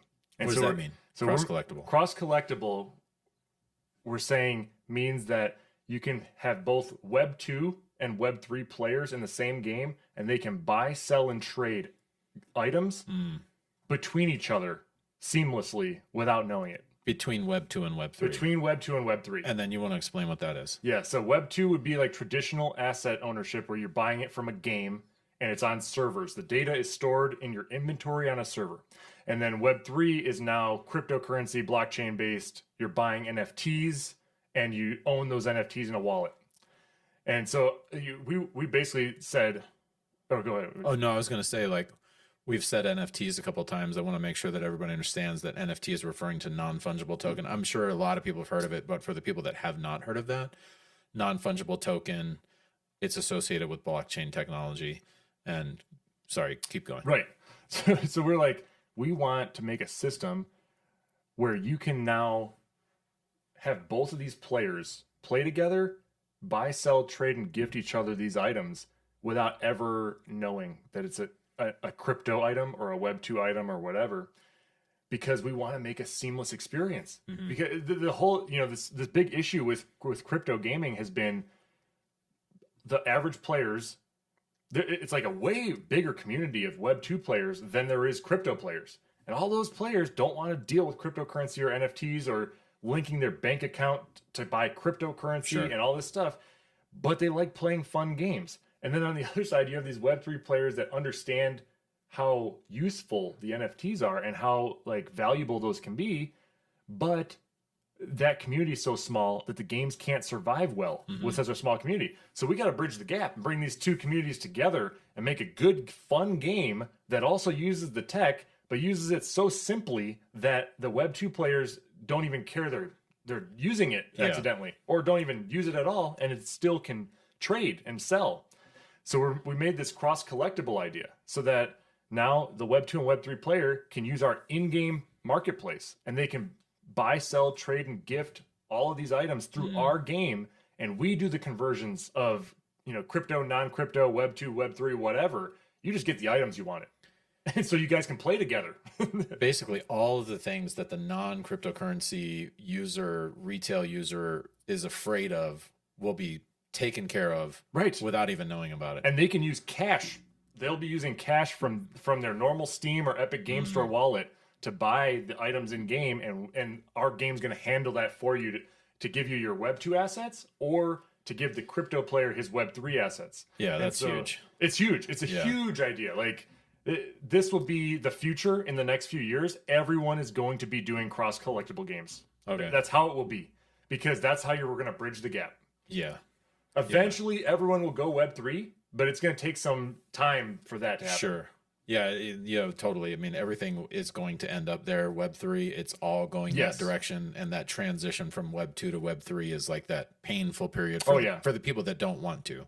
Right. But it's going to happen anyways. So where's Dark Table at in the whole process of, cross-collectible blockchain technology, funding, and things like that? So we're basically we're integrating the blockchain side of things right now into the game. We have probably in the next couple months here, we'll have our marketplace built into the game for the buy, sell, trade, gifting. We have gifting working right now. We're working on the auction house for trading and selling and whatnot. And basically that whole system is being built right now. We already have player inventories, which would be the Web2 assets. All that stuff runs in the game already, the whole Web2 side. And then we're adding in blockchain and our marketplace to kind of bridge the gap for the trading and selling of everything. And so that'll be in the next couple of months. We'll have this full cross-collectible concept working in-game. And then funding-wise, like you mentioned earlier about VCs, venture capital firms, what's the process of trying to get funding from that? I mean, like I remember hearing about pitch decks.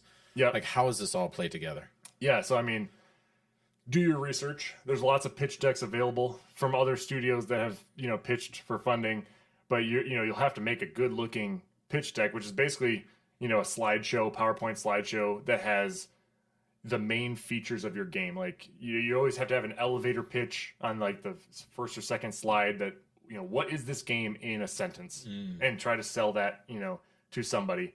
And then main features of the game, what stands out compared to your competition. How do you think you're going to be profitable on this game? Like, what are your hooks to keep a player engaged in the game? And then, you can look up the data on how you show profitability of a game. And it's, lifetime value of a player. How much do they spend over time? How much money does it take to acquire a player? And it costs to acquire a player. stuff like that. And then you're going to be trying to, have a good pitch to somebody to say, like, I think we're going to be profitable. This is how much we project we're going to make over time. And this is our audience size and how much market cap there is right now for this style game and all this. And then you're going to be, finding different publishers and VC investors that you can talk to and see if you can, hook those guys to give you funding for your project. What's the hope right now? Like, what's the next step? So right now we're talking to a few different places to secure the last funding we need to bring this from our early access build to a full release build. We still have some more features we want to add, like the cross collectibles coming in, but we want to convert to dedicated servers next.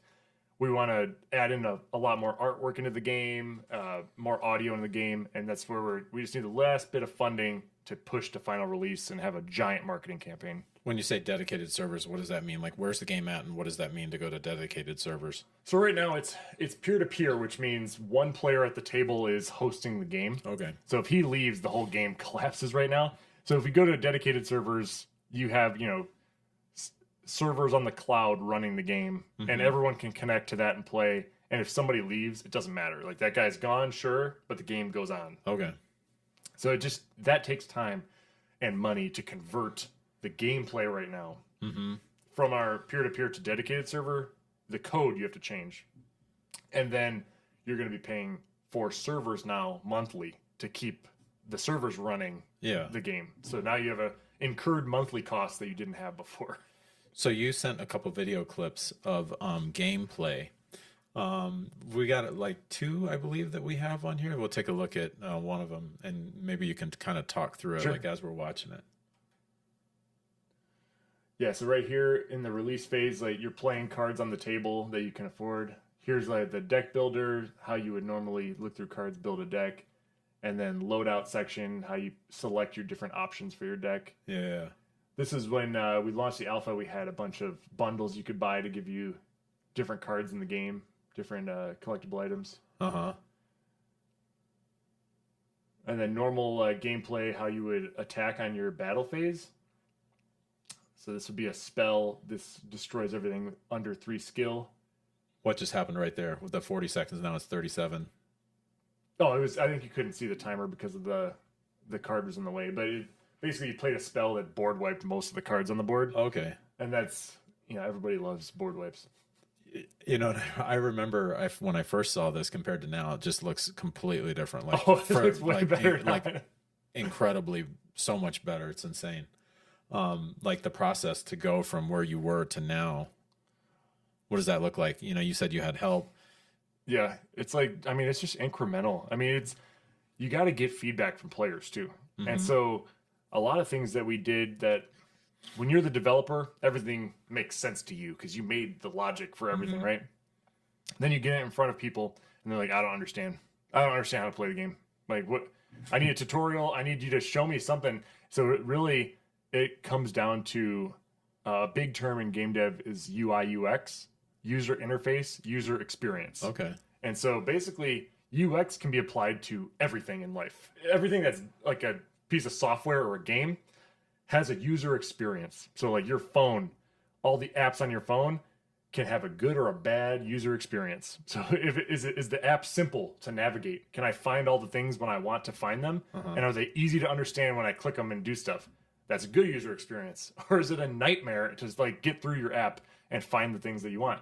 And so you listen to people's feedback and then you try to build a better user experience. And so people were, complaining, how do I know it's my turn? How do I know what cards I can attack with? And so incrementally we started improving the UX of the game by now there's this giant red border you can see on the screen. There's, red fire when it's your turn on your section of the board. So it says your turn and a big banner on the board. So it's your turn now. I hit you with a million ways to tell you it's your turn because you couldn't, understand it. And then when your cards are able to attack, now they have a glowing border around the card saying it hasn't attacked yet. You can still attack with this thing. And so you're just doing subtle like changes to make the player understand they still can play something or do something in the game. But that's a big one. So we just over time, you were always trying to improve the graphics of the game and stuff, but you're also trying to work on better user interface, better user experience to just make it simpler and easier to play for people.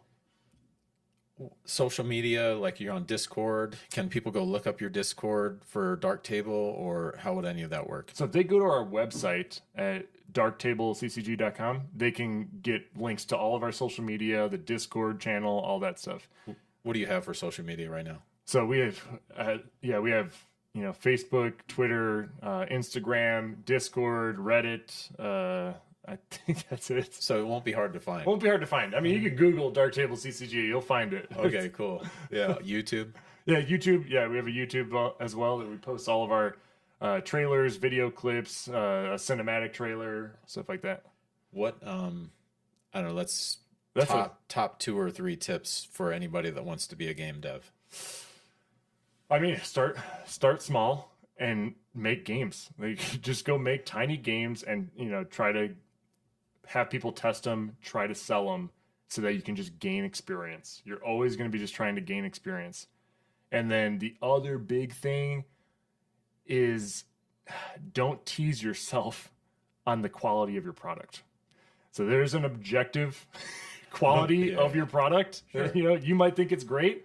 Doesn't matter what you think. Yeah. It matters what the customer thinks in the end if you want to have a viable studio. So you need to be honest with yourself. You need to go get feedback from people outside your friend group and post videos online and see what people really think. Look at their facial expressions when they play your game and stuff. What do they honestly think about your product? Yeah. And then improve on it after that. Because that's how you're going to make a good game, is by being honest with the quality and trying to achieve something that people will buy. Artificial intelligence. How is that changing the game dev business? So this is a saucy topic. It's very hot. I've seen videos on YouTube. Oh yeah, you can make this game. You just punch it into Claude or ChatGPT, and you make this game. And it's not like nothing like this, but Snake Game or whatever. You know what I mean? I mean, some of those you can make the games. And like, so far, you still have to be a pretty decent developer, and you can't just rely on AI to make a game for you, because the coding is half the battle. And the more intricate you get on your gameplay, it's impossible yet for AI to do it. Someday maybe, but I think we're at a time now, if not in the next year or two, where it will be impossible to not integrate AI tools into your pipeline and still be competitive. Every AAA studio is trying to pull AI pipelines into their development, or AI tools into their development pipeline, to save money and time. And so we used AI generated art for some of the cards because we could not afford artists at the time. And then now we're paying freelancers to go in and replace all the AI generated art with real art. But the AI generated art is great instead of having nothing in there. Sure. And also, you can also use it for, we've seen a lot of people using it in their pitch decks. So if you're making a concept of something and you got to go try to pitch it to somebody for funding, you can go make some AI generated art to at least sell your idea of what it could look like. And then you're going to, once you get funding, redo it all later with real artists. But it's a great tool to go try to sell an idea. And then, I mean, you're always using some form of AI for, like, bot logic and stuff, not to that level, but you're creating AI for a lot of your NPCs in your games and whatnot. So I people are going to end up using it more and more. There's always pushback against it. I get it, because people are losing jobs over it. Yeah. It's like artists are losing jobs because of the AI, and maybe eventually programmers will be losing jobs because of AI. But unfortunately, that's the way things go for a lot of technologies. Like, technology itself ends up replacing people's jobs. That's how it goes. Like when AI kind of started off, like a little over a year ago, it was kind of like, you can't use it for this. You can't, don't do this, don't do that with it. And now it's like employers are actually like, hey, do you know, like, are you familiar with this? Like, because it's already being incorporated now. Because they want to save money. And I mean, let's be honest here, okay? For cards, let's talk about just for cards, the art. Finding somebody that is a budget, an absolute like budget illustrator, you're talking $250 to $500 a card. One card. Wow. For cheap, the cheapest illustrators you can find that look good, like art that that is quality. So this is on the not the low end artist, but price wise, could still be a phenomenal artist, but price wise, no. Price wise, the cheapest you're going to find that is good enough art for a game you're going to try to sell, right? You can find some cheaper artists that make some questionable things, but for good art, you're looking 250 to 500 a card. Magic is more like 3,000 to 5,000 per card. Wow. For their art. Okay, for a set of 200 cards, you're in 30, 40 grand. That's crazy. Or something, right? For Magic, you're in hundreds of grand to make a set of cards. Just the art for the card. So you're talking about, the AI tool for the same amount of cards is like $100. So it's like $30 a month. Mid-Journey, you could probably do a whole deck in one day. Right. And so a lot of these games are pushing that way where can I hire somebody who's really good at Mid-Journey or something that will make really good looking art. And there's a game, there's a blockchain game, Champions TCG, and they said like we've paid this AI artist like 90 grand, just one guy, and he only works like a day a month on this game and generates all the stuff with AI tools, and it looks really good. They say they pay him so much because it looks really good. Wow. He ends up probably saving them still a ton of money. Sure. But that's where I think a lot of this is going. And even the big games, Magic, some other AAA studios, you'll see their marketing and advertising images and some of the artwork for their game. They're trying to slip in some AI art. And the community's catching them on it. And they're exploding. Everyone's heads are exploding about it. They hate it and all this stuff because they're like a hidden union of people that are artists or whatever. But if the AAAs are trying to test the waters now, you're only a matter of time before that is widely accepted. Like it's probably, a couple of years away from everyone's just using it. And they're trying to get away with it. Anything else that you want to tell anybody that's an aspiring game developer? I mean, I would say, it's definitely a passion career. So if you're going to go into it as a career, there's going to be ups and downs. It's an entertainment industry, so it's not a stable job. We've in 2024 or 23 and 24, we've seen tens of thousands of game developers laid off from AAA studios. Wow. Okay. Right? It is not a stable job to have, and especially when the economy's in the tank, and people are not spending as much on entertainment, they're going to cut costs where they have to cut costs, and it's going to be firing people. And so you got to know that going in. The nice thing about indie dev is if you have a job on the side and you're working your games on the side, then you're not, as tied to the industry fluctuations like that. So you just got to know it's a passion career, and it's highly competitive because everyone's trying to, fight over the same bucket of money, which is the consumer, and will they buy this game this year? But that being said, it's still super fun. I mean, you're making things that you love. And when people buy your games or play your games and you see their face and see their enjoyment of the game, it's all worth it at that point. Because you're like, something that we made, somebody enjoys or they love it. And it's like, that's what you're going for. And then you get to, share in that enjoyment. That's super cool. Yeah, so you never want to discourage anybody from their dream, but you also want to be smart about how you're approaching that dream. Yep. You know what I mean? So that's really good that, it's like you're going to suffer for a long time. It's going to be a struggle. So have a job, a primary source of income, and a backup plan potentially, and give it whatever you have. Yep, totally. Awesome, man. Well, I appreciate you coming. Yeah, thanks a lot. This was fun. I enjoyed this. this. Yeah, no, and thank you for watching. If you have any questions that you want me to ask Kyle, put them in the comments, and I will ask him, and I'll respond back to that. But thanks for watching. Cool. Yeah.